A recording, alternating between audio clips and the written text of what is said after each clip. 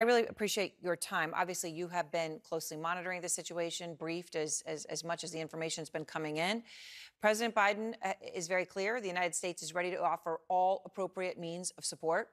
Israel hears that. They are making it very clear. They appreciate that. But what does that mean to you, Chairman? How involved will the United States get? Well, I think first of all, the intel sharing piece is the big thing that we'll be involved with up front. And part of it is, as your analysts have been doing a great job. What went wrong here? How can we shore that up? But then we will look at weapon systems if there's something we can do to help Israel. This is a profound threat, not just to Israel, but I think to U.S. interests, but also to global stability. Clearly, Iran played a role in this. This is an effort to ramp up conflict, to push the terrorists forward, and to create a very, very dangerous situation. The U.S. will stand with Israel in any way necessary. So Israel has promised a massive response. Residents in Gaza have been, told to get out.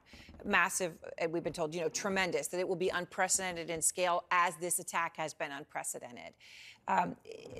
For you, Chairman, and as Americans try to understand what's happening here, what the implications may be, is the United States going to back anything that Israel does in response? Does Israel have a blank check, for lack of a better term, from the United States at least, for anything it chooses to do? Well, there's a fundamental misunderstanding in that question. I mean, the U.S. does not control what Israel does, and I think a lot of people misunderstand that.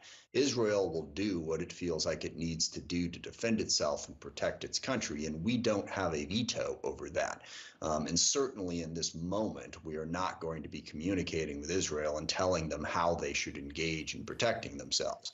Now, look, I mean, in any conflict, we do not endorse, any methods, purposefully targeting civilians, a whole bunch of different things that we wouldn't endorse. But I guess that's what I'm getting at, because the spokesperson for the Israeli Defense Forces, Congressman, just a few moments ago, was making it very clear that because of what had happened, right, what has happened to Israeli civilians, right, that to prepare yourself for the images that you may see on your screens in Gaza in coming days, right, very clearly saying that civilians there may die and the images may be horrible, but saying to the world, remember how this started, right? So they are giving that warning.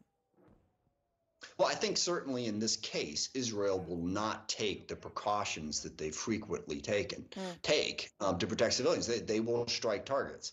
They will not target civilians, but if they believe militants are in an area, without question, given the nature of this attack, Israel will err on the side of taking out the militants and be willing to risk that.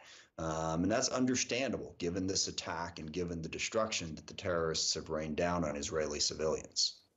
All right. Well, I appreciate your time. Congressman Adam Smith, thank you very much.